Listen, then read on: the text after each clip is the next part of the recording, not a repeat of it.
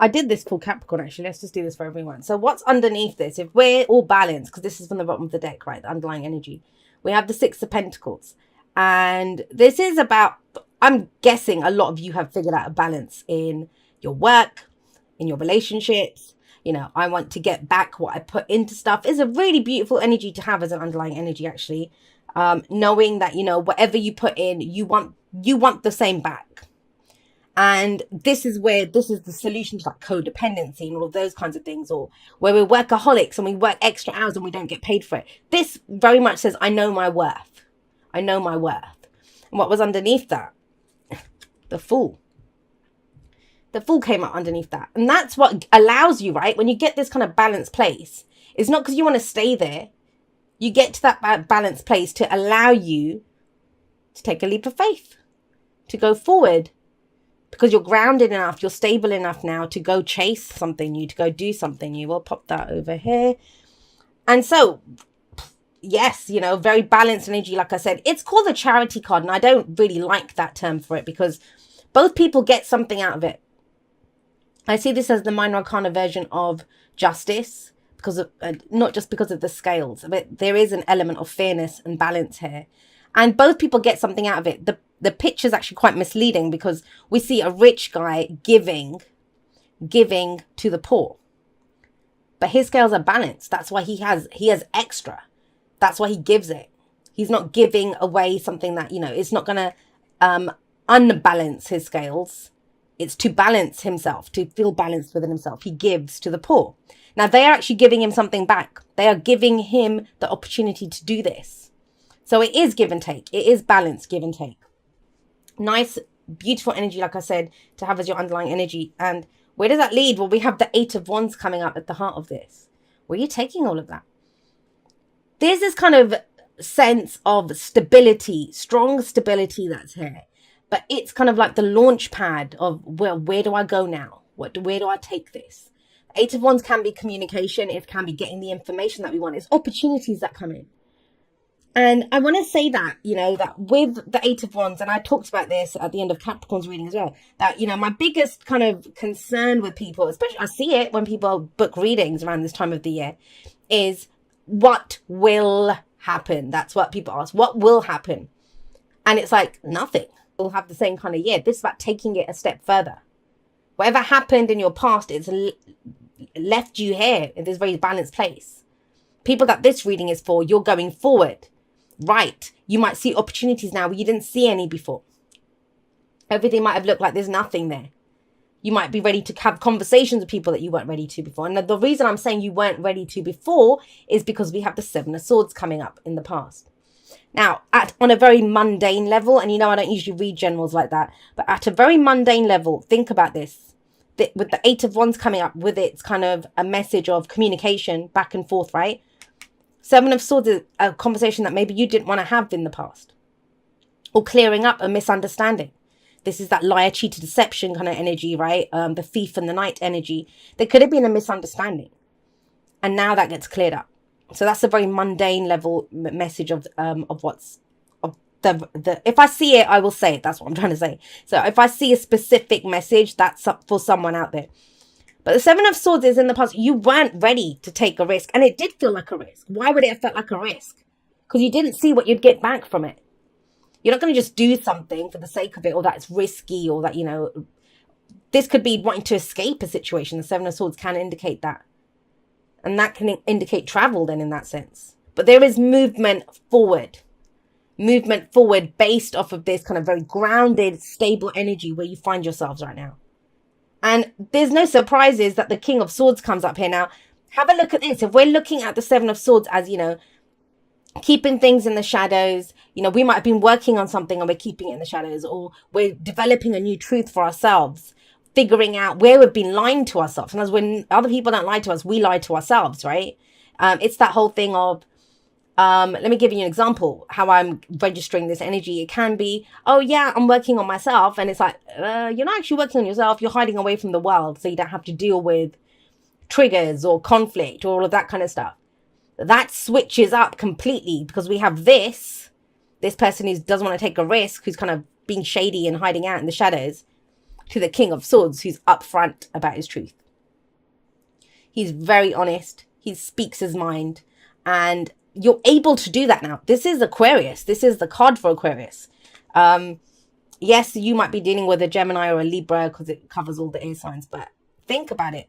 This is allowing you now to be who you are, to step into your truth. Very kind of logical energy. We go from this kind of what's not real, where's the deception, where's the lies, to this is my truth. This is the reality of how things are. So this is that week, I think, where you kind of fully determine who you are going forward. And that's key here.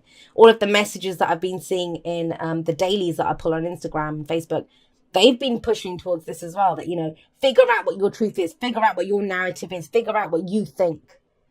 Because that's going to, that's the opening. That's the opening. Our narrative is everything. And this is your truth here coming out as the King of Swords.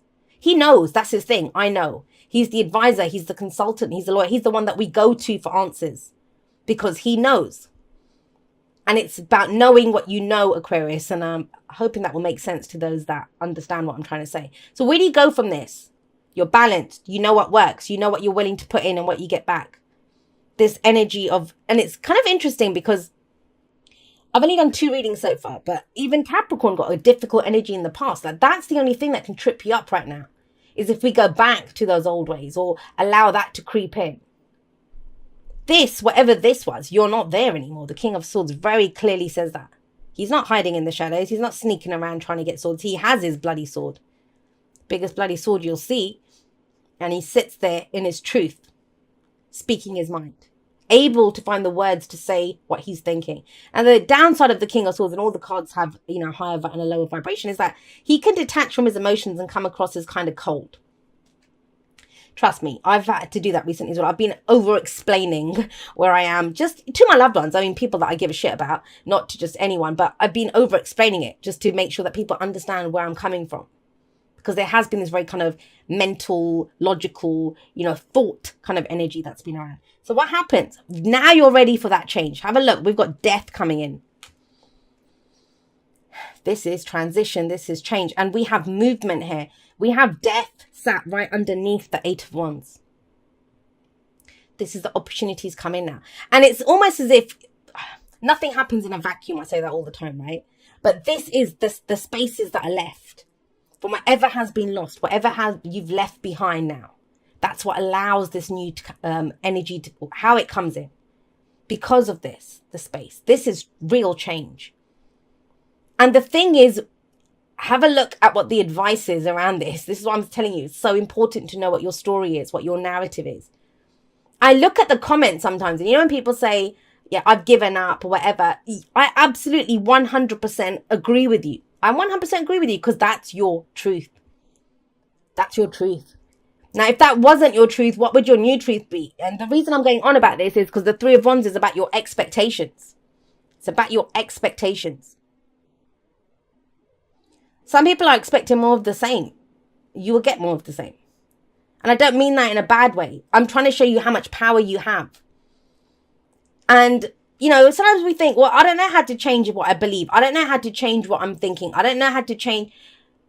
What would you like it to be? What would you like your truth to be? Because it's the King of Swords that's sat there in the present, knowing what he knows. And, you know, with death, it's not the Tower. It's not an unexpected change. It's something that we've been experiencing for a while. It's slow energy. It's deep energy. There's been shifts and there's been movement and, you know, things being lost and removed from at a core, at a depth that, you know, I don't think we do justice to when we talk about, oh, you know, things leaving or grieving the loss of the old. But it's the birth of the new. The death card is about its cycles of death and rebirth. And that's where the focus is now. But what are you expecting to come in? This is saying that very clearly. Let's go back to that, what was at the bottom here. And it was the Fool. And I get why that isn't the underlying energy. Because it's not a real leap of faith. Not really. It will feel like it. It indicates that new journey coming in. This can be travel as well. Some of you might be literally traveling. Some of you could be waiting for news to come from abroad. you know, where you're going to go, or, you know, a different part of your country. It doesn't have to be overseas or anything. But it's not a real leap of faith because of that grounded energy. Because of all the shadow work that's been going on. Because you face this, the stuff that you weren't ready to face in the past, you are now. Why? Because now you know. Now you have the information that you need. You've let go of everything that you've let go of. And Three of Wands, what are you expecting to come in? Because there's never a surprise. Yes, you're waiting for your ships to come in. But there's never a wait and see energy in the tarot. There's no such thing as, hey, just sit there twiddling your thumbs and it will happen. There's not a single card in the tarot that says that to you. We are always doing something. And here, this person, he's gone to greet the boats. He knows they're coming in. And in some of the decks, the Three of Wands, there's not even a boat on the horizon, but the guy stands there because he knows it's coming in. He knows it's coming in. And he stands there with a plan. He knows what the cargo is on those ships. He knows what he's going to do with that cargo as soon as it comes off. So he has a plan of action ready to go. Do you have a plan of action ready to go? And it all stems from your own truth, Aquarius. Pretty profound reading. And I'm going to just go out on a limb here and say that I've got a feeling that most of the messages coming through will be like this. Because there's only one, look at this, look at the cards. There's only one sticky energy here, and that's the past fan. It's last week, last month, last year, whatever that is. And it can be there as a kind of, I don't know, thorn in your paw. I don't want to go forward because this happened. Or it can be, I overcame that. That gave me the knowledge.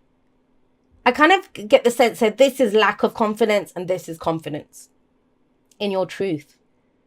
Maybe because some new information comes in. Maybe because you start having some different conversations with people.